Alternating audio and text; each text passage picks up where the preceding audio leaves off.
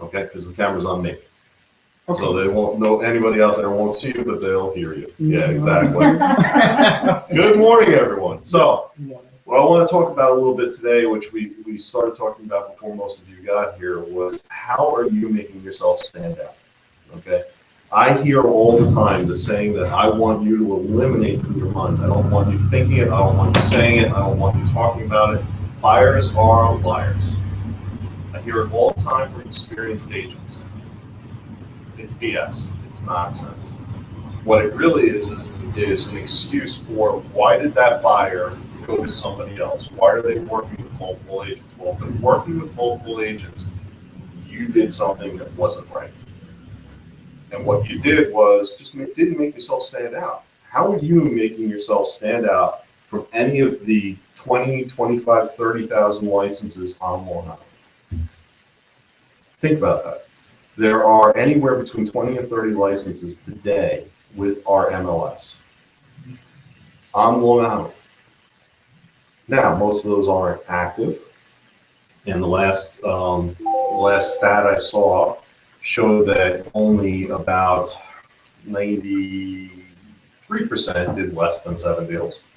So that means only 7% did more than 7 deals in a year. To me, if you're doing less than 7 deals in a year, you're either a brand new agent or inactive. Okay? You can't live on Long Island doing less than 7 deals a year. It's not possible unless you're selling multi-million-dollar homes on each deal. That's just not a possibility. So, what makes you stand out as that top 7%? What makes you stand out as the top 2%? What makes you stand out as the top 1%? Are you just going out and showing houses saying, thank you very much, it was very nice to meet you, and walking away? Let me know what you think about the house. Well, that's the mistake I think most agents are making. I've certainly done it myself, where I will put somebody on a prospect match, I will put somebody on a reactive plan to sell them a house and not be proactive with them. You need to get out of the reactive mode and get into the proactive mode.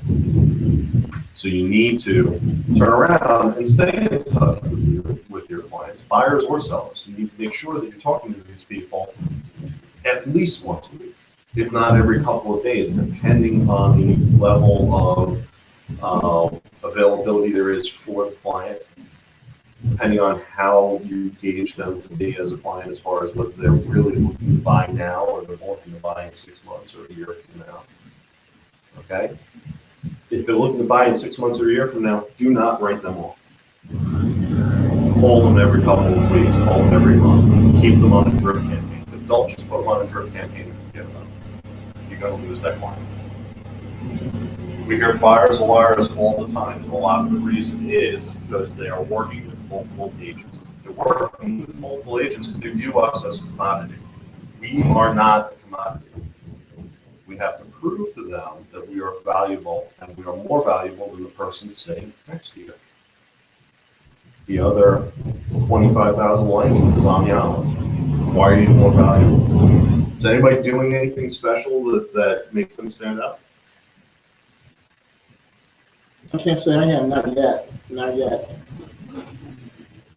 Why do your clients keep coming back? Okay, I'm Or a better. great letter writer, Okay. and I do follow up with leads that I've gotten. And Ricky has supplied me with things from the internet about non-related things to real estate, which I thought people would be interested in. And one of those was the the codes, whatever those codes are called. And one person did call me and say, "This is great. I'm going to pass it on to my family." Great. So it's just whatever you feel comfortable, I think, doing. Some people are comfortable with telephone calls. Some people are one-to-one, knock on doors. That always frightened me to knock on the door. But I'm good at letter writing. I don't mind that stamp. Okay, well, yeah, and I will say that is better than an email, and that is better than nothing. However, the best is that face-to-face. the best connection you can make with somebody is that face to face. Because it's easy to throw a letter out. It's easy to delete an email. It's easier to hang up on somebody than it is to walk away from them. When you're in front of people, you have a chance, you have an opportunity to talk to them, you have an opportunity to look them in the eye and truly connect with them. What are you doing when you go out and show a home? Are you building a rapport with these people? Are you talking to them about things that matter to them? Or are you just talking to them about the house? You know, a lot of agents go out and all they're talking about is, did you like the house? Did you like the house? Did you like the house? Do you want to put an offer? You sound like a pushy salesperson when you do that. But if you've built up a rapport with them, if you've said to them something like, what do you like to do for fun?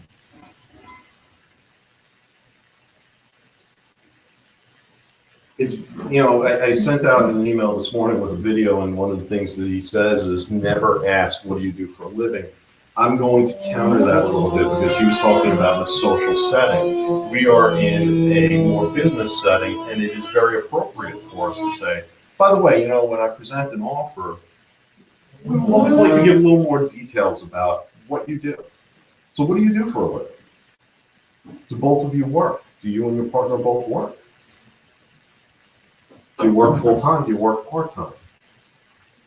And just get to know them a little bit. And when they give you little bits of information, you know, oh, I'm an event planner. You know what? I was an event planner before I got into this.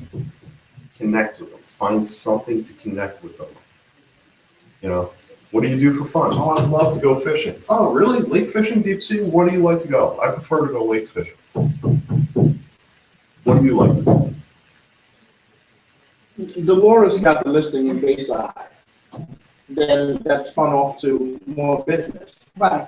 You know, not to put you on the spot. Yeah. But you did something that other people didn't do. Well, when everybody came in, besides me talking to them, asking how they doing and going through the house, my question, you have a house you want to sell, and doing that is when I got information back, oh, yes. And then they took and they called me back. And that's how I got that other listing in Bayside. So then when I went there, we started talking. I just didn't start talking about the house. I talked about other things, like they had a dog. You'd be surprised how many people have animals. That happened when we went walking. Right. So they started talking about the dog, and the dog's name is this. And then, you know, we went to the house, and then they took and gave me a listing. So I didn't make myself come across like a salesperson. Then they told me the bad reaction they had with another salesperson. And that's why they wanted to think about it. But they signed that day. What did they say about the other salesperson? It was, I could name the real estate agent. Well, it was another real estate agent, and they were first-time home buyers, and they didn't understand the process. So when they went to closing, the real estate person had both sides. She had the listing side as well as those that being the buyers. She never told the ones who were selling the house, once they were older, they had to clean the house out. And they didn't realize it. So when they got to the house, it was loaded with a whole lot of stuff. They had a dumpster and clean it up, so it was a whole mess. She didn't communicate with them at all. I take with this buyer, I call them at least once or twice a week. I'm sending them text messages. I'm giving them feedback when the house is being shown. So now they feel more comfortable with me. They talk about playing the flowers, they tell me the dog's name, tell them about their family, so we've gotten more out of the sales area, and we're talking more on more of a level, like acquaintances, Yeah. even though I'm sales. And communication is key. I mean, that is really the basis of what we're talking about here. I can't tell you how many deals go south just because people do not communicate well. They don't communicate. Now, I had a deal that I just saved, but the other agent that brought the offer into the house that I had listed did not communicate the offer properly. She told me it was 20% down, or 10% down, 5% of contract, 5% of closing. She told me it was going to be a conventional mortgage. She told me that there were no seller's concessions. Well, there's a seller's concession. They're putting a total of 5% down, not 10. and it is going for an FHA. Wow. So, You hit the because of, trifecta. yeah, exactly. Because of her miscommunication on that, the deal almost fell apart. I talked to the homeowners, I smoothed things over with the homeowners, I let them know that it wasn't the seller, it was the agent that was misrepresenting and probably by accident, probably not meaning to misrepresent. But it's that communication. You have to take a few extra moments and make sure that you are communicating. You know, I'm going to be late. That's a big one.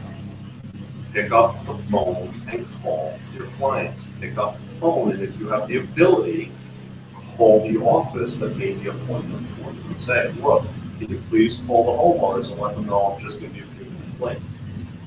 Diffuses a lot of situations. And it's really just basic communication. And you'd be surprised how many realtors out there don't have basic communication skills. And because of this, we lose clients all the time. Your buyers don't come back to you, not because they're liars, not because they don't understand that you only get paid if you sell something, not because they're not loyal to you. Well, really because they're not loyal to you. But why should they be loyal to you? Have you shown them any loyalty? Have you shown them that you have information for them that other people are not giving them? Have you had them sign an agency disclosure form and not just slap it in front of them and say, look, New York State requires that you sign this, please sign it. But taking the time, it takes 2 minutes, taking the time to explain to them, what does that mean? How are the ways that we can work together? Most of them don't care. But what they care about is that you have taken the time to actually inform them about what the law is and actually do your job when the other 5 agents that they've seen haven't. Nobody's ever showed this to me before. Well, they're not doing their job. New York State requires that we get this signed at first substantive contact and explain what that means. You know, and I do that all the time. When I bring out the disclosure and I explain it to them, well, no one ever showed this to me. Yeah. The agents aren't. They're not doing their job Right. because they're afraid. That is completely a fear factor. Oh, well, you know, if I hand them something to sign, they're going to not even want to work with me and they're going to just walk away. They're not going to even talk to me. And you know what? I've had that happen twice. And you know what? Good riddance, never dealt with them again. And I doubt that they bought a house. Because if they're not willing to sign something that says very clearly right at the top, this is not a contract, how do you think they're going to be about signing anything else or negotiating or listening to what you have to say to give them advice? You know, you're allowed to advise your customers to a certain extent. You're allowed to advise your clients to an even greater extent. Okay, so you have to be careful. Remember, your customer or your client. Are they a buyer or client, or are they a broker or seller agency customer? So we have to be very careful about that, who you're working for. But within the confines of what we're allowed to, we should be advising them. Once you start educating people, once you start communicating with people and showing them not only that you know, but you care about what their needs are, that's when they'll be loyal to you. That's when you'll show loyalty and they'll give it to you back. They're not going to show you loyalty until you show that you're loyal to them, that you've got their interests at heart. Does that make sense? I think the biggest way of doing that for me, one thought, is previewing homes. You get out there and that shows that you care. Say, hey, you know, this is what I do. I know you have your full-time job. How about that, you know? So if you're going out and previewing homes, should you be working as a buyer's agent or working for the seller? Well, a buyer's agent. Absolutely. Yeah, I mean, unless that seller needs another place to live. If you're working as a buyer's agent, you can certainly go and preview homes. If you're working for a seller, you can't go back to a buyer and say, yeah, this home doesn't work. Because that's not working for a seller. So be very careful that if you're previewing homes, it's as a buyer's agent. Right. Okay? We have to make sure we're very clear on what our role is and very clear with the customer or client what our role is. If you clearly define it, most people don't have a problem with it as long as they understand it. Well, I have a question, because I previewed a home for a buyer, Mhm. except who I've been working with. Mhm. Because they're looking at, I find them a home to sell that house. Okay. And they're gonna 99% give it to me. Okay. So is that a buyer or a Yes. seller? It's a buyer. It's a buyer, because Okay. they're looking to buy, so you better make sure that they at least sign, if not a buyer brokerage contract, they're at least signing a buyer brokerage agency disclosure. And you better be disclosing to the people that you're previewing the home for that you are working as a buyer broker. Okay, because if you go back to them and say, this house is not for you, and point out any flaw, you're now working for the buyer, not the seller. Okay.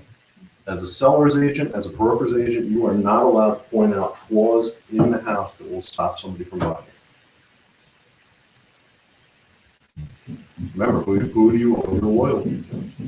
So we have certain fiduciary duties to both sides. Honest and fair dealing is the biggest one. Loyalty is to who you actually work for, buyer or seller.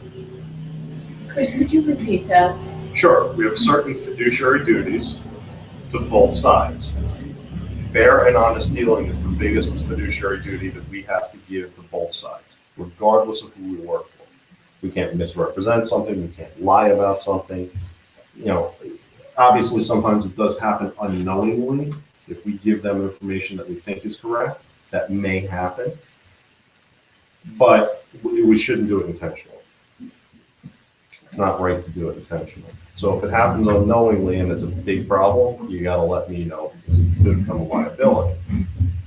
You know, but if you say, oh yeah, that's, you know, that three-prong outlet is grounded, and it's not, you know, it's probably not the biggest deal in the world. But, you know, there's certain things we shouldn't be representing buyers and sellers, depending on who they're, you know, who we owe our loyalty to.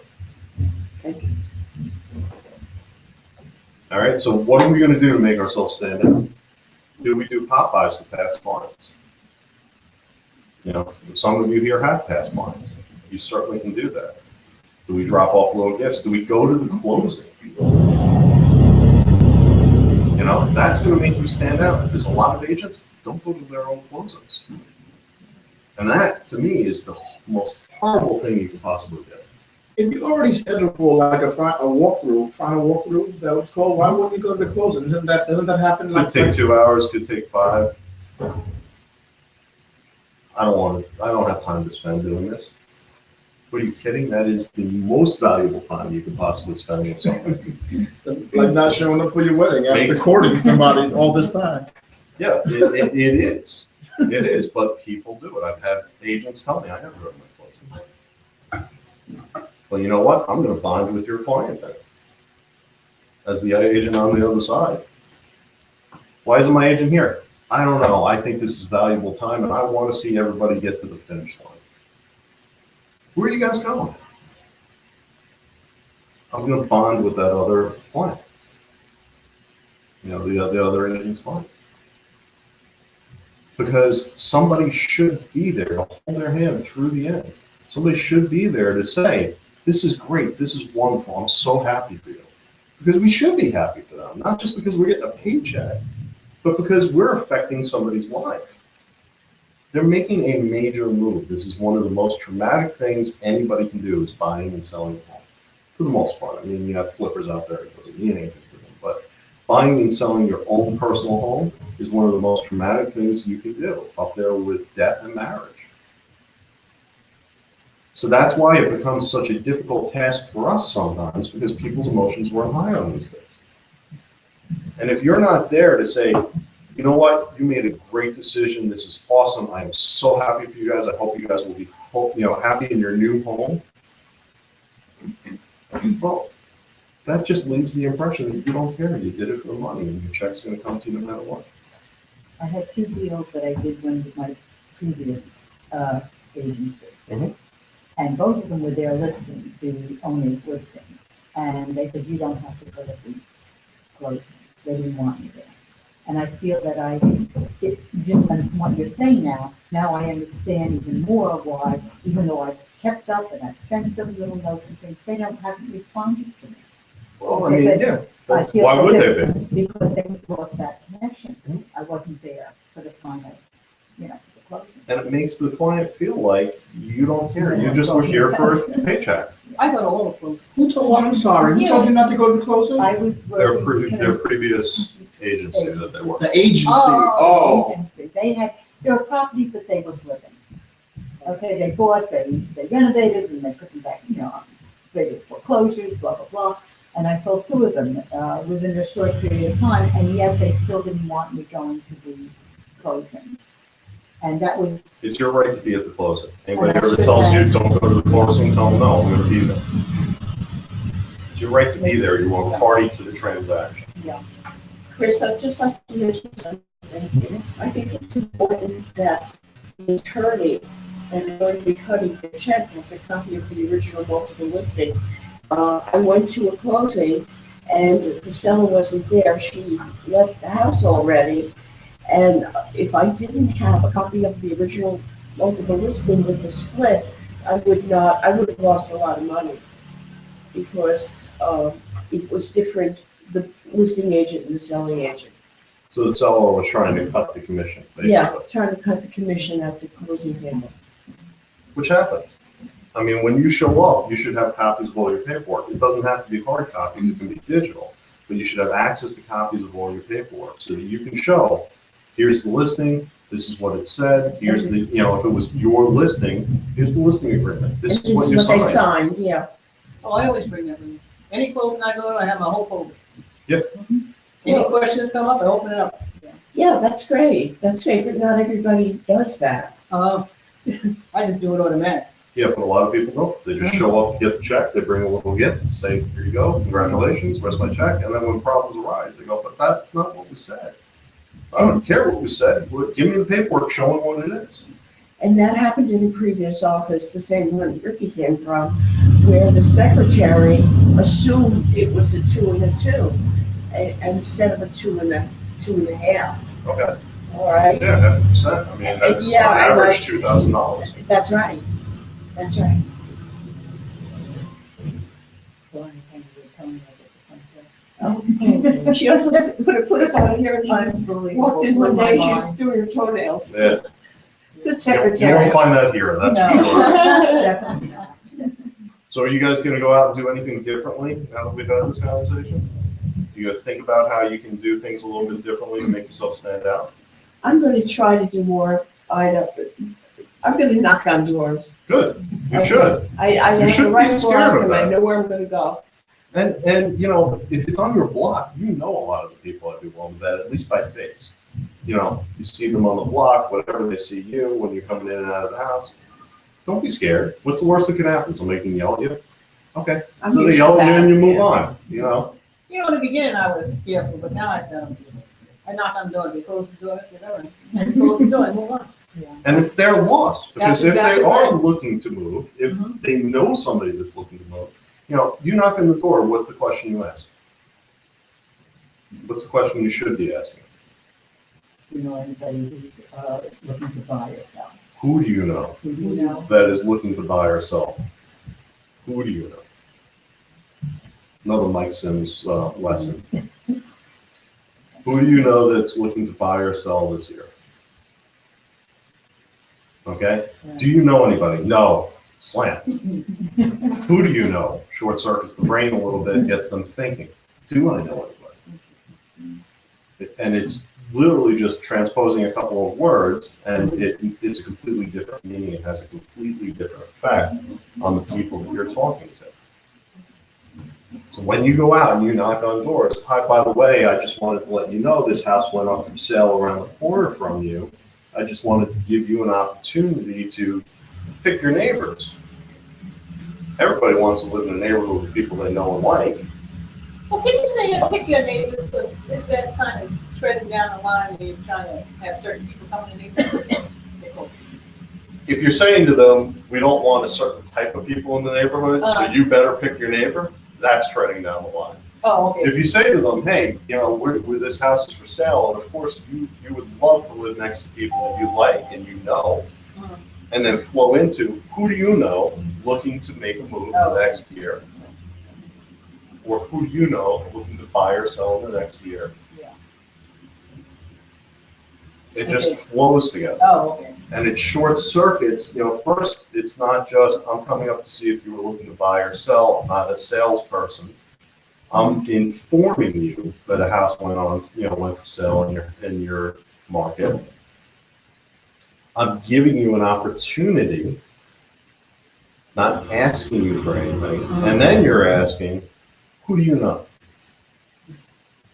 So you're not just coming out and saying, hi, my name's Dolores. I'm from Century 21 American Homes. We're just looking for more inventory. Are you looking to sell? That's not going to work. Right. Not, maybe you'll get the person that is looking to sell.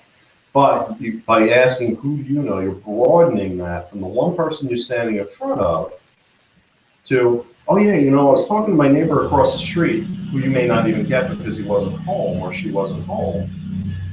And they're thinking about moving in the next 6 months. Their daughter's out of college. She got a job in Chicago. Now they're moving to Chicago.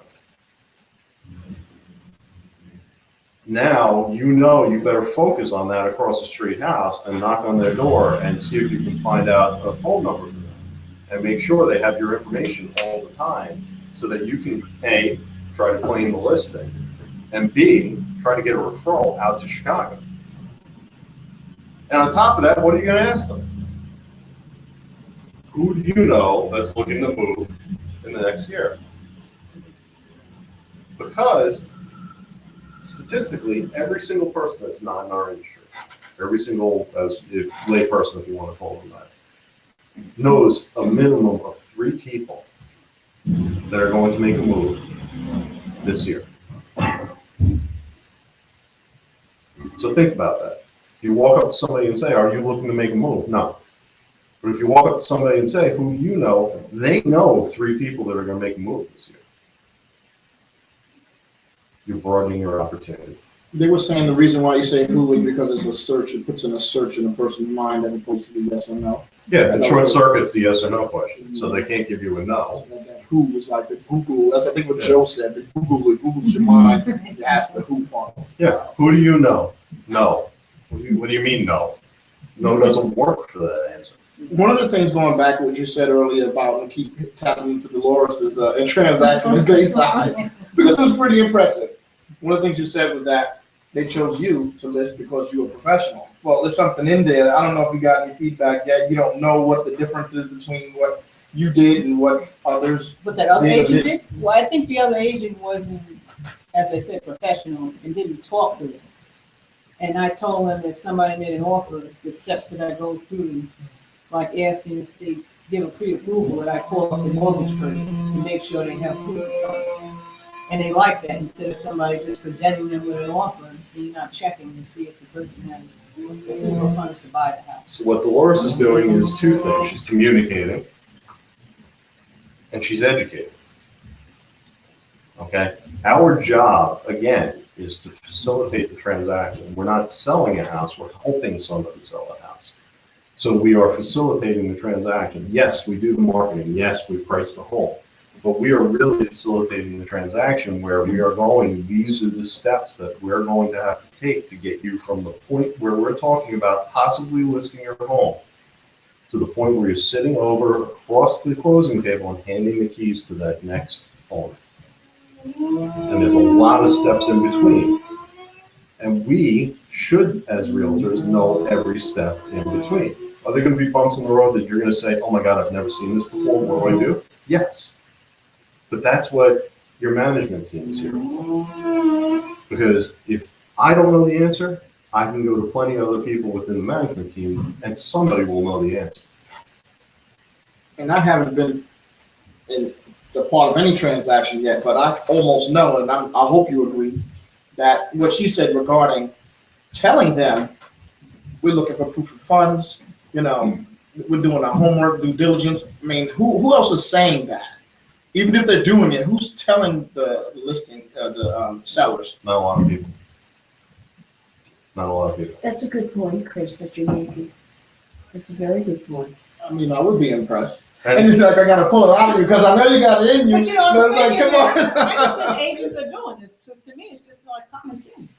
A lot of agents aren't checking the pre-approval. A lot of agents don't know what questions to ask on the pre-approval. A lot of agents, even if they are checking, aren't communicating. It goes back to the whole discussion. What are we doing that is going to make us stand out? And the best way you can do that is to communicate exactly what you're doing. Because even if that other agent was checking the proof of funds, even if that other agent was asking them all the right questions, did they communicate to the seller that that's what they're going to do? Yeah. But did they just walk in there and say, you should list with me, I'm hot shit. I can sell your house, I can get you more money. Sheila, I'm the right one to do it. Sheila also pulled out a thing where, the pledge to the seller. Mhm. She said that almost, she had that in her, For a toolbox. Right. And the seller said, am I going to, she didn't say, am I going to get the deal, but she basically said, can we move forward with this? And, one of the homeowners said, no. How do I know that you're going to do what you said you're going to do? And so she pulled out that seller's pledge, Right. another tool, and she's. I'm going to put it in writing. Yeah. Yeah. So she said that during the Saturday class, that, kind of differentiates, one agent from another. Every little thing, there's a lot of agents out there, you're competing with a lot of people, and some of you are competing with people that have a lot more experience than you. Doesn't mean they're better than you. I've met a lot of experienced agents that suck. They're horrible. And I've met a lot of experienced agents that are great. But just because they're experienced doesn't mean they're good at what they do. Chris, where do we get that seller's pledge? On the internet. Our internet had Century 21 site? the American Homes, C218 Okay. Homes. How do I know that you're going to do what you said you're going to do? I'm going to put it in writing. That's what You the know. pledge is. I was like, wow. And she actually says she's with Tom Gallagher, Okay.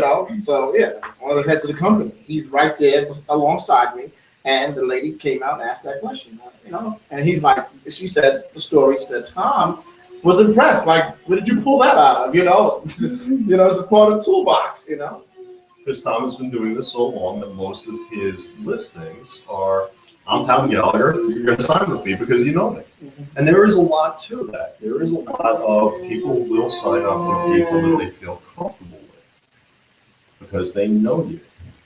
And Tom has been in the business for 27, 28 years, whatever it is. A lot of people know him, and they know him as Tom Gallagher, the realtor. And that's what part of your goal is to do, is to make people think. Dolores Wingfield, the realtor, Chris Watson, the realtor. Make them think of you as the realtor, not as Dolores, the event planner, or Dolores, the person that comes in and gets an egg sandwich every morning, or, whatever. They need to think of you as the realtor. I had somebody call me, and she happens to be a woman who helps me out with cleaning the house every once in a while.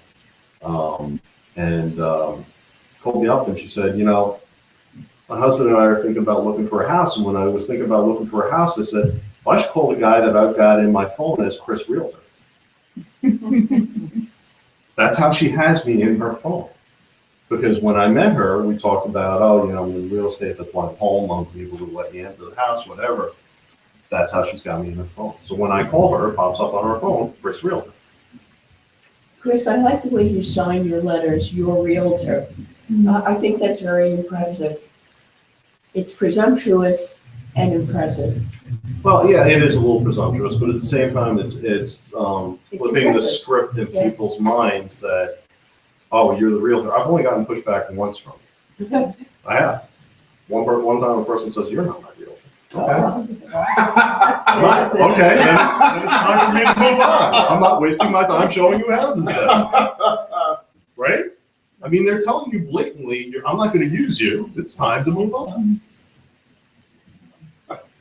So we go back to how do you make yourself stand out? Start thinking about how you're going to make yourself stand out. And it's not the big deal. It's not huge feats that are going to make you stand out. It's all the little things that you do. I just want to mention that house that I have under contract in Bayside. Mhm. I still keep in contact with the owners. I like call them like once a week to see if they need help. So I'm not thinking, all right, I got this $1 million deal, now I'm just waiting to get my check. So that's just something to think about. I call them, you need any help, and you need any advice. In fact, when I was walking around, they took the under contract sign off their sign. You know, like I rang the doorbell, I said, how you doing? They gave me the sign. I said, oh, I got bit by a mosquito. I said, first time. Oh, let me get you off. And I talked to them, I said, how you doing? And one time I stopped by and I gave them a little plant, even though I know they're moving to Florida. So those are the little things I think you're talking about. Yeah, absolutely. I have a lot of agent interviews. We probably have 2 to 3 agent interviews a week, and one of them stands out in my mind from maybe 3 months ago. The woman came in, she's a very nice woman, you know, I stayed in touch with her, she's probably going to join our team. She came in and she brought me a little candy. And she said, I want to thank you for taking the time to talk to me and educate me about, you know, the process and what you have to offer and where to go, and it's really helping me make a decision on what I want to do. I'd like to give you this candy. Okay. I remember her. I remember her name. I may have had 20 interviews in the meantime, but I remember her. She stood out. And it was all because she brought me candy. I love candy. Who doesn't love candy? You know, but it's a little thing like that. It didn't cost her much. You know, what did it cost her? $1. And it made her stand out from other people that walked into the office. And, you know, I know there's people I've forgotten that I've interviewed because they didn't stand out in any way, shape, or form. And those are the people I look to hire, the people that stand out to me, the people that make an impression on me when they're at the interview, for whatever reason. The impression I got with that and the takeaway I got from that was, if she's going to bring me a piece of candy just looking for a job, what is she going to do when somebody's looking to sell their house and she knows she's got thousands of dollars on the line? It's going to be little things, and it's going to make a difference. It's going to make an impression. Dolores talking to the people about their dogs, about their interests. I don't know. You guys like golf? You walk into somebody's house, you see golf clubs. Where do you golf? What course do you really like on the island? What have you played? You know, golf, fishing, cooking, whatever it is, latch onto something and open a conversation. You know, oh wow, look at this kitchen. You've got, this looks like an industrial stove. Boom, you've opened up the conversation. Let them talk about it. Listen to what they have to say. Show that you care. Make a difference. It really does. All right, guys, so I want you to think about that, and I want you guys to go out and make a difference. Change your behavior if you don't feel that you're really making an impression on people. And it's little stuff. It doesn't take long. All right, so I'm going to sign off on our broadcast here.